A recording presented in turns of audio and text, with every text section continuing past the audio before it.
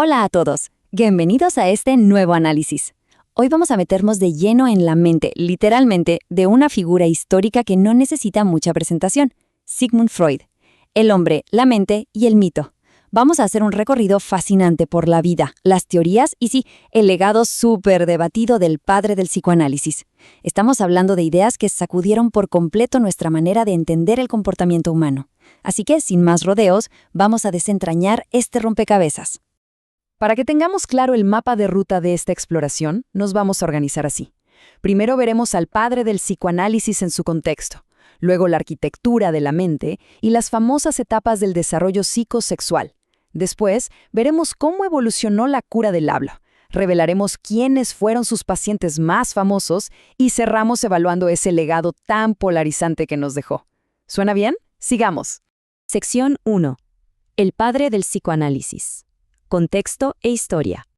Ok, para entender semejantes teorías que revolucionaron el siglo XX, primero tenemos que entender al hombre y a su época, ¿verdad? Nació en 1856 en Moravia, dentro de una familia judía, pero prácticamente toda su vida transcurrió en Viena.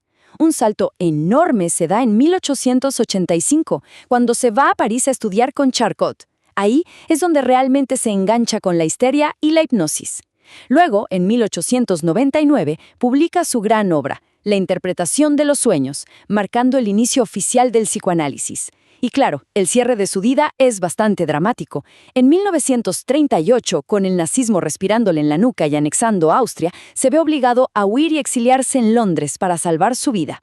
Y aquí hay un dato fascinante que a veces se nos escapa. Freud no empezó diciendo, vamos a analizar los sueños. Para nada.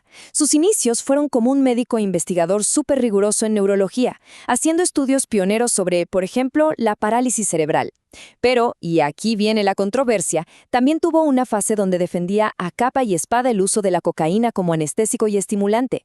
Llegó al punto de intentar curar la adicción a la morfina de un buen amigo suyo usando cocaína. Y bueno, digamos que el resultado fue simplemente crearle una nueva y fatal adicción. Es un gran recordatorio de que sus primeros años estuvieron llenos de muchísima experimentación directa. Sección 2. Arquitectura de la mente. Los niveles de la conciencia. Aquí es donde la cosa se pone realmente interesante, y Freud empieza a dibujar la estructura invisible de nuestros pensamientos. Su gran descubrimiento, el concepto que lo cambia todo, es el inconsciente. Imagínenlo usando una metáfora que él mismo tomó prestada de la hidráulica. Piensen en la mente como un sistema de tuberías donde una energía inmensa, llena de deseos reprimidos, fluye a presión. Esta capa está ahí abajo, operando totalmente fuera de nuestro radar consciente. Pero como pasa con el agua, esa presión siempre busca una salida. Y cuando sale a la superficie lo hace de formas curiosas. En nuestros sueños, en un chiste o en esos famosos lapsus cuando decimos algo por accidente. Pero, ¿qué mecanismo mantiene todo ese fluido bajo la superficie? ¿La represión? Y ojo con esto. La represión no es algo que decidimos hacer, es un proceso automático. Cuando la mente se topa con recuerdos, pensamientos o sentimientos que son simplemente demasiado dolorosos o humillantes para soportarlos, automáticamente los bate hacia abajo, directo al inconsciente. Sin embargo, no se borran. Se quedan ahí, vivitos y coleando, manteniendo toda su fuerza e influyendo en nuestras acciones desde las sombras, como una especie de titiritero interno.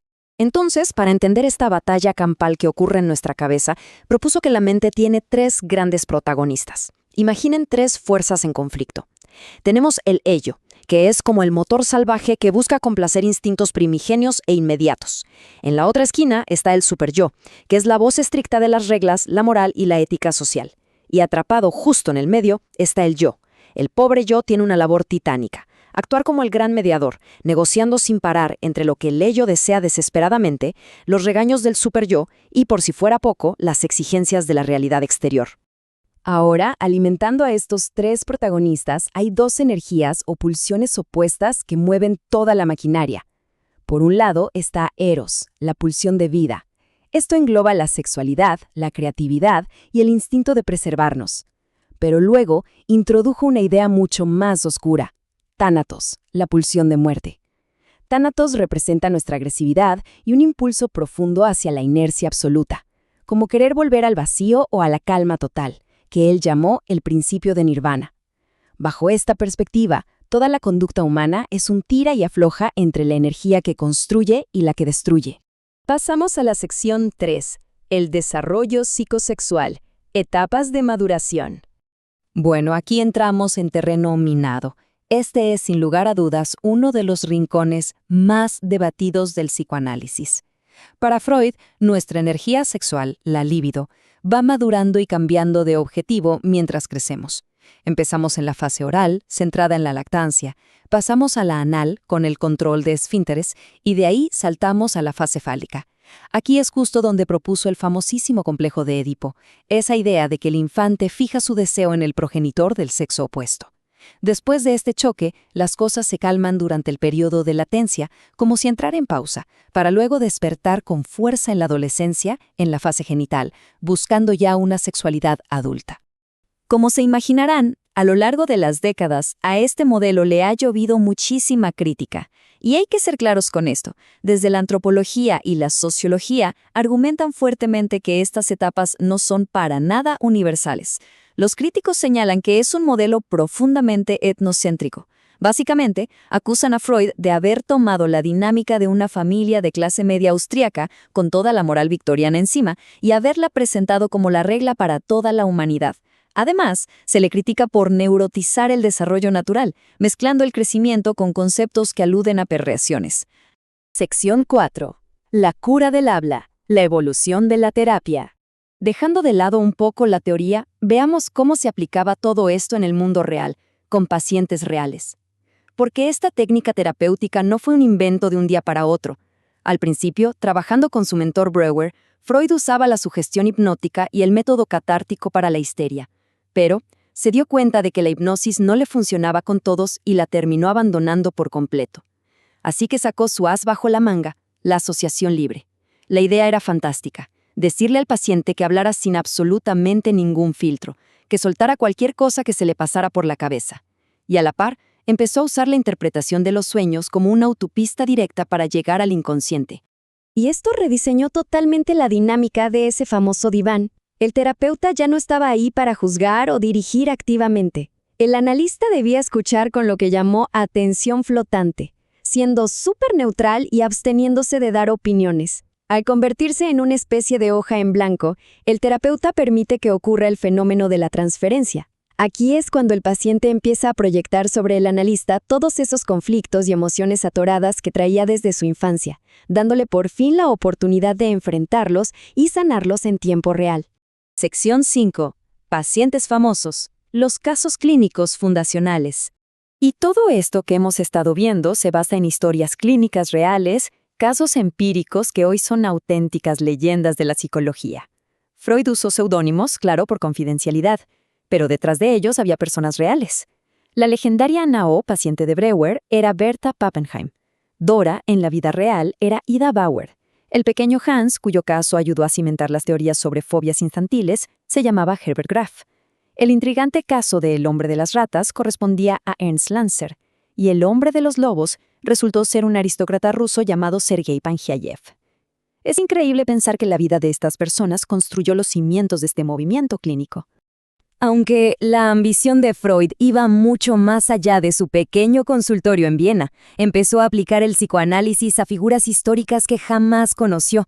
Imagínense esto: usando memorias, novelas y pinturas, se dedicó a rastrear las motivaciones ocultas de grandes personajes.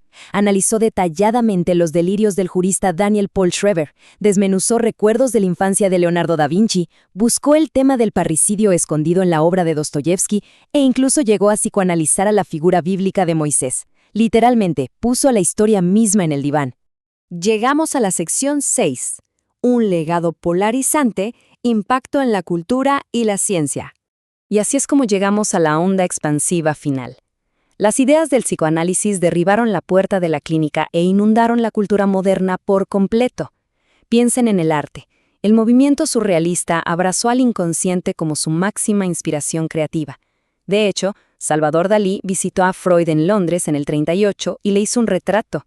El cine se alimentó muchísimo de toda esta exploración de deseos reprimidos. Y luego tuvimos a los pensadores de la Escuela de Frankfurt intentando fusionar sus ideas con las de Karl Marx para crear el freudomarxismo. Es más, hasta el día de hoy, si decimos que tuvimos un lapsus freudiano o hablamos de reprimir algo en una charla casual, estamos demostrando que su vocabulario ya es parte de nuestro día a día. Lo que nos deja frente a un debate gigantesco que sigue vivo en la actualidad. Después de sumergirnos en este intrincado laberinto mental, la gran pregunta es, ¿deberíamos recordar a Freud como un auténtico pionero científico que descubrió la mecánica oculta de nuestra mente? ¿O, considerando las críticas a su rigor, fue más bien un filósofo inmensamente influyente que nos obligó a replantearnos quiénes somos realmente? Es una balanza que sigue oscilando y una respuesta que cada quien deberá construir. Muchísimas gracias por acompañarnos en esta exploración del psicoanálisis. Definitivamente nos llevamos mucha tela de donde cortar.